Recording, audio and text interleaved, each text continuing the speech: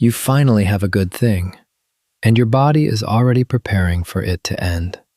Not worrying, not overthinking, preparing. And here's the part that's harder to say out loud. Sometimes when something goes wrong, you feel yourself relax. Not happy about it, just steadier, like you're back on familiar ground. Most people assume that's a thought problem, a habit of negative thinking you need to retrain. And maybe you've tried that. It doesn't work, because it's not coming from your thoughts. Part 1. The direction of the dread. Most anxiety points at something, a specific fear, a specific what if. But what you're describing doesn't quite work that way. It's not about what's happening. It's about what's about to happen. The dread lives just past the present moment, not inside it. Think about the last time something was genuinely fine, and alongside the noticing that it was fine, something else arrived. A small contraction, a sense that this couldn't hold. That's not anxiety about the good thing. That's anxiety about the gap between the good thing and whatever comes after it. You're not in the present. You're already downstream. Part 2. The inverted map. For most people, calm is the signal that says, rest now. You made it through. Nothing's coming. Calm is the end state. But that's not your map. On your map, calm isn't the end of something. It's the beginning of a gap before something changes. When things go genuinely quiet, does some part of you speed up? Does peace feel like something you're supposed to enjoy, but can't quite touch? That's because your nervous system is working from a different set of instructions. Not broken ones, different ones. On the standard map, calm means safe. On your map, calm means pay attention. Something is coming. Part 3. Where the engine was built.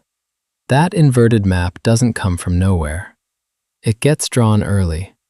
In homes where the quiet before an argument was louder than the argument itself. Where a good stretch meant you'd stopped being able to read the room. Where stability was something that happened to other families. You learned to read the room because the room had to be read. In environments like that, calm is genuinely predictive. The stillness before a shift is real. The body notices it, files it, starts treating it as data. And over time, without anyone choosing it, the nervous system stops reading calm as rest. It starts reading calm as a pre-signal, a warning dressed as quiet.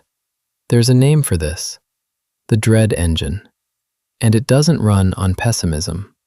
It runs on an accurate memory. And here's the other side of that, the part that's harder to admit. If calm became the unknown, then crisis became the familiar. Not good, not wanted, but readable, navigable. The state where you know exactly what you're supposed to do, how to hold yourself, where the edges are. When something goes wrong, the nervous system doesn't just stop bracing. It recognizes the terrain. It knows this place. And there's a particular kind of relief that comes not from things being okay, but from finally being back somewhere that makes sense. That's why the wrong thing can feel like home. Not because you want it, because your system was built there. If this is hitting home, take a second and subscribe. I put out videos every week on the patterns nobody names but everybody lives through. And hit the like button. It genuinely helps more people find this content. Part 4. The signal that never came. Here's the part most people never reach. If the dread engine was built on real data, on an environment that actually was unpredictable, why is it still running when that environment is gone? Because the nervous system doesn't automatically update when the circumstances change.